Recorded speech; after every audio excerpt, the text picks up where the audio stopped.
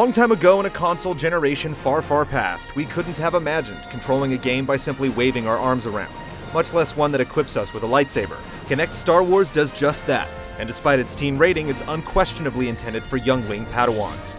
Does it provide a conduit to Force-enabled greatness, or is its midichlorian count too piddly to measure? May the Force be with you.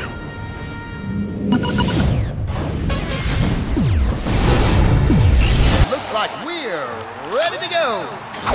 What story elements you'll find in Kinect Star Wars are scant. R2-D2 and C-3PO have been assigned to the Jedi Archives, which acts as a hub area where you access the 5 individual games that comprise the collection.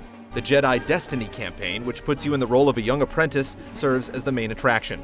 After a brief tutorial that teaches you the basics, an invading droid army comes along to ruin the party, providing an opportunity to make use of your newfound skills. Not give in to your fears. There's a bare-bones attempt at narrative here, but the effort serves merely to bridge one scene to the next, a task it barely accomplishes. One moment you're on Kashyyyk destroying hordes of invading droids, the next you'll be manning the gun of a ship in a large-scale space battle. For the most part, though, you'll be on foot, lightsaber in hand, taking on large masses of enemies. The entirety of the campaign is completely on rails, and this suits the game just fine.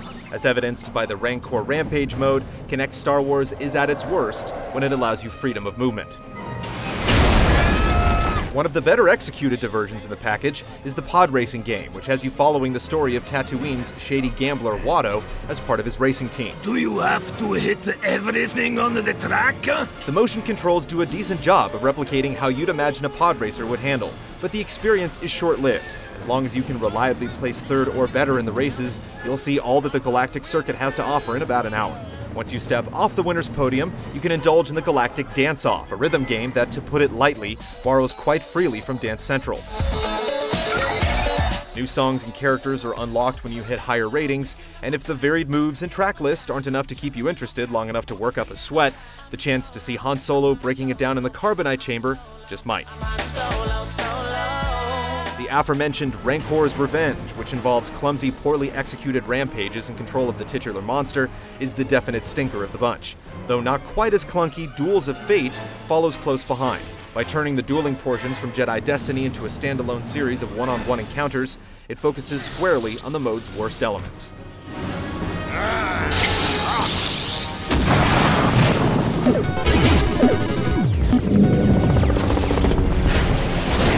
We've been hitting the capital ship, but we could sure use some help. Lasting about 2 hours, Jedi Destiny mode is the main course of the collection. Think Kinect-powered Dynasty Warriors on a much smaller scale. Once you engage enemies, you can slash them with your lightsaber or batter them with the Force. The motion controls are a bit touch and go in these sections, but they generally won't stop you from feeling like an all-powerful Jedi, since the hordes you encounter seldom put up much of a fight. This isn't the case with the boss duels, though. These heavily choreographed one-on-one encounters demand a consistent level of precision that the motion controls simply can't deliver. To make matters worse, the entire Duel of Fate mode consists exclusively of these encounters. The controls in the pod racing game feel much better by comparison. You control your left and right thrusters individually with your hands, and this works surprisingly well. The act of turning, braking, and boosting almost mimics an analog level of responsiveness, making it easy to forget that you're not actually thumbing a set of sticks. The scheme stumbles when it comes to deploying power-ups and sabotaging droids, however. Doing so will cause you to momentarily lose control of your racer, which basically rules out their use, especially when you're playing with the assists turned off. For those looking for the full-body experience, the Galactic Dance-Off will have you moving every one of your assets in time to hip-hop and pop tracks, many of which have been re-engineered for the Star Wars universe.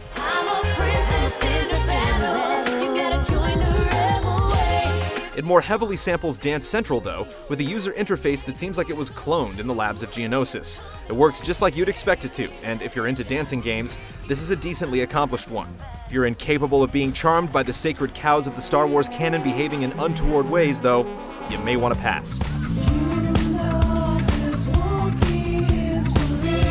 Conversely, Rancor Rampage is unlikely to charm you in any way. The goal is to achieve the highest score possible by wreaking havoc in a sandbox environment, but the act of simply moving around is too much of a challenge, let alone interacting with anything outside of immediate flailing range. Well, that's that.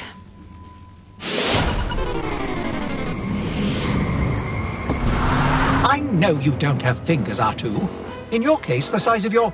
oh, I don't know, your polarity sink. Kinect Star Wars effortlessly sounds the part, from the trademark score to the distinctive sound effects. The Jedi Destiny mode looks the part enough to fool you, provided you don't stare too closely. Robots split in half with glowing scorch marks, and the game doesn't hesitate to fill your screen with the brilliant effects of lightsabers, blasters, and explosions. The sense of speed in the pod racing is tangible, and the galactic dance-off game isn't afraid to take its film-faithful backdrops to some unexpected places. The Star Wars-themed cover songs are a whole other story, though. Man, every young hotshot in the Outer Rim comes gunning for me sooner or later. They will not escape us. Kinect Star Wars certainly has its moments. Many of the individual games exhibit occasional flashes of brilliance, and the absurdity of the galactic dance-off bears witnessing at least once. We just can't recommend picking up the entire package in order to do so. However tempting the notion of hands-free lightsaber manipulation may sound, Kinect Star Wars is not versed enough in the ways of the Force to realize it.